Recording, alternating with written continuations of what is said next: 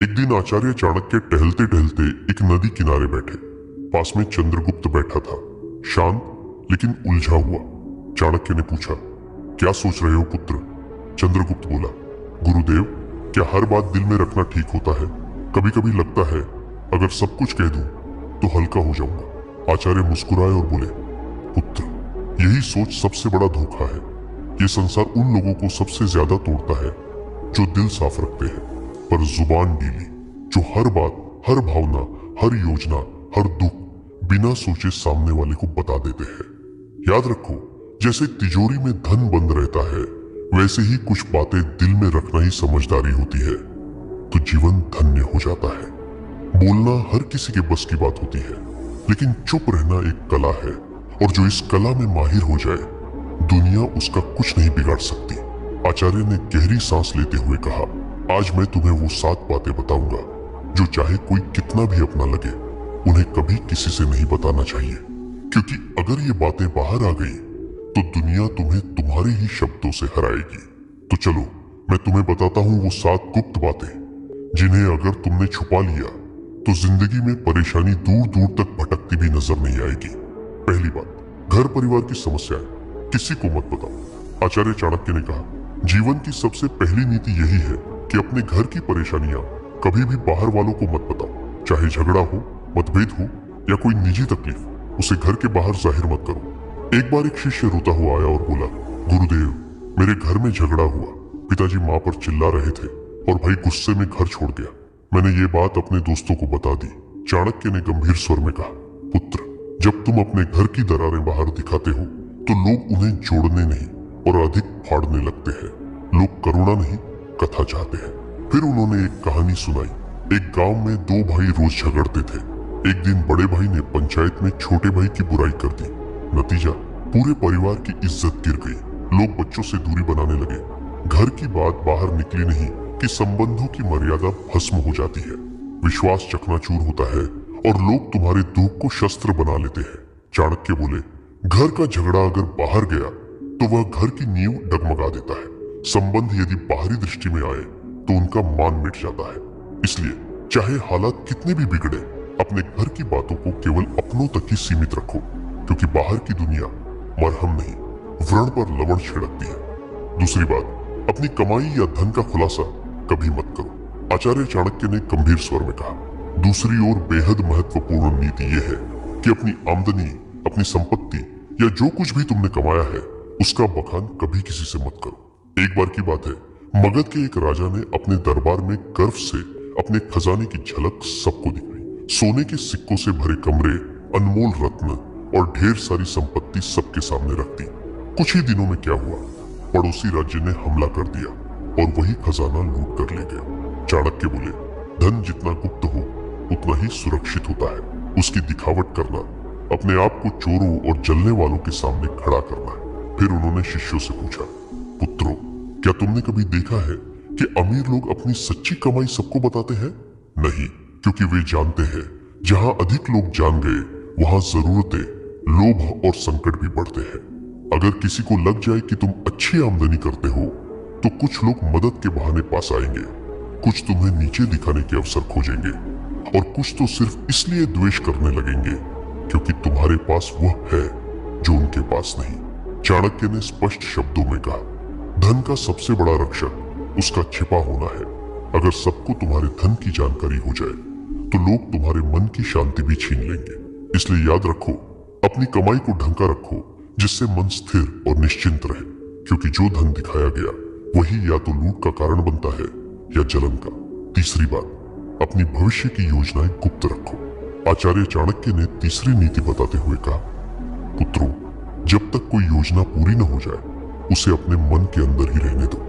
जो लोग अपने हर कदम की घोषणा पहले कर देते हैं वो अक्सर मंजिल तक पहुंचने से पहले ही रास्ता खो देते हैं। तक्षशिला के गुरुकुल में बैठे शिष्यों को चाणक्य ने एक उदाहरण दिया। एक बार का किस्सा है, एक व्यापारी ने सोचा कि वो अपने शहर में मसालों की एक बड़ी दुकान खोलेगा। उसने अपने सभी रिश्तेदारों, दोस्तों और पड़ोसियों को पहले ही ये बात बता दी।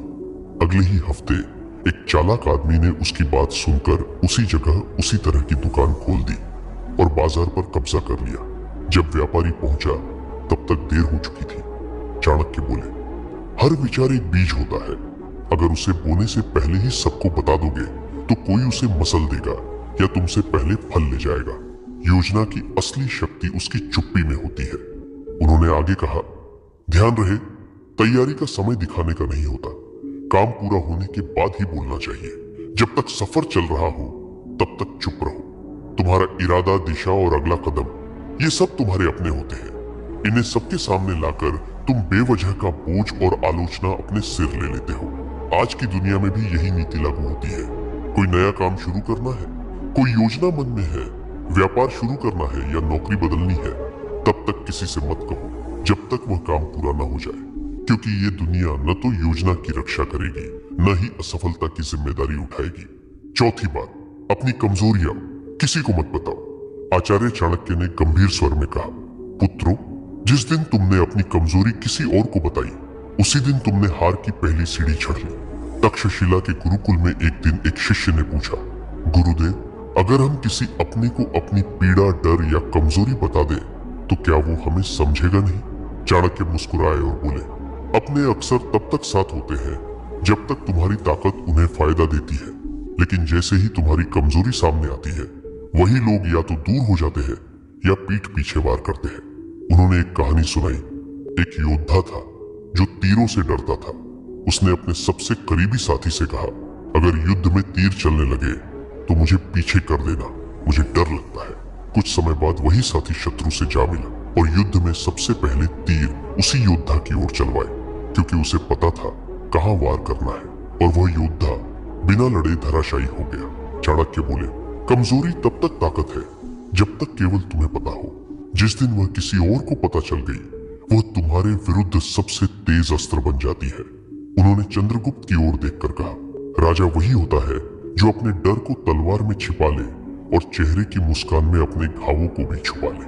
तो याद रखो मेरे दोस्त, अपने डर, अपनी तकलीफें, पुराने घाव, इन्हें अपने भीतर रखो, क्योंकि दुनिया में बहुत से लोग मदद नहीं करते, हार का तमाशा देखने के लिए खड़े रहते हैं। पांचवी बात, अपने दान का बखान मत करो।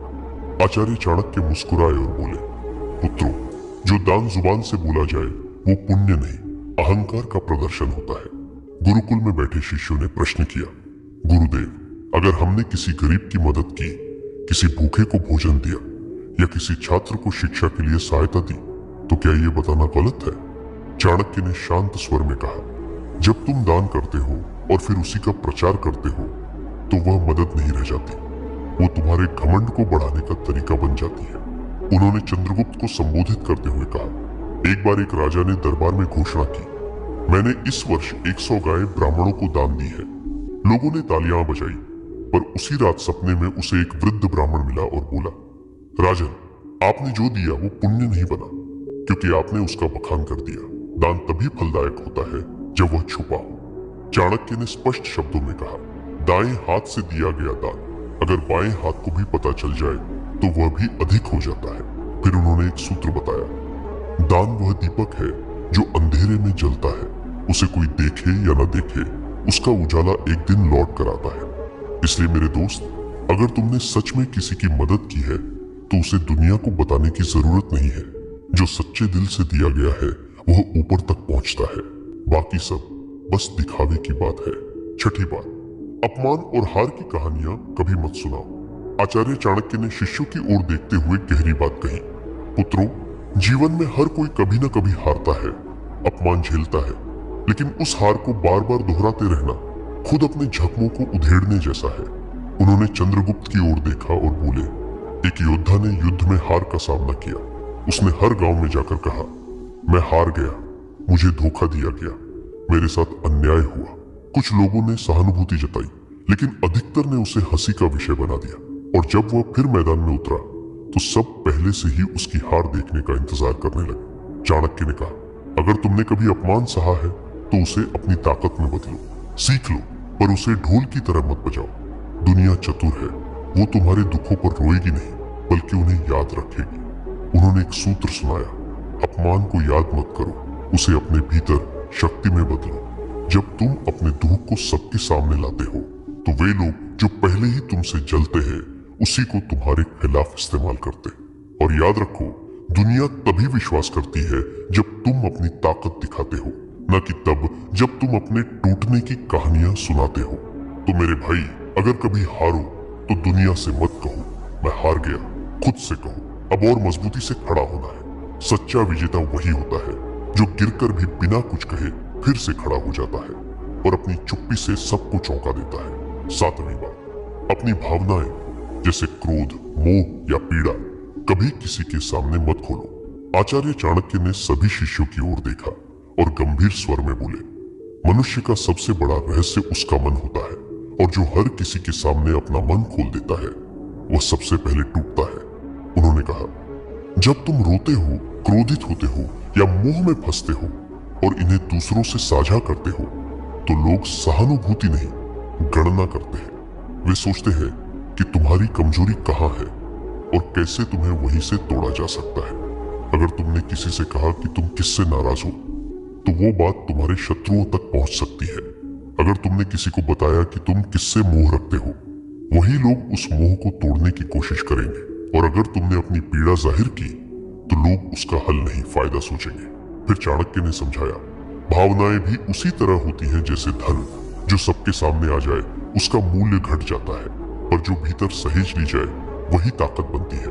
उन्होंने चंद्रगुप्त से कहा, राजा वही होता है जो भीतर आग बनकर जले लेकिन बाहर से ठंडी छाया की तरह दिखाई दे। जिसे दुनिया न समझ सके वही सबसे मजबूत होता है। अपने मन की बात केवल उसी से कहो जो वास्तव में निस्वार्थ हो। बाकी सबके सामने बस मुस्कुराओ और मौन रहो। चंद्रगुप्त सिर झुकाकर बोला, गुरुदेव, मैं समझ गया। हर रिश्ते में भले प्रेम हो, लेकिन कुछ बातें ऐसी होती हैं जिन्हें गुप्त रखना ही बुद्धिमत्ता है। चाणक्य बोले, पुत्र, यही नीति जीवन का सबसे बड़ा कवच है। इसे ओढ़ लो, फिर कोई तुम्हें तोड़ नहीं पाएगा। तो मेरे दोस्तों, चाहे कोई कितना भी खास क्यों ना हो, इन 7 बातों को अपने तक ही सीमित रखो। अगर वीडियो अच्छा लगा तो लाइक, शेयर और कमेंट जरूर करें।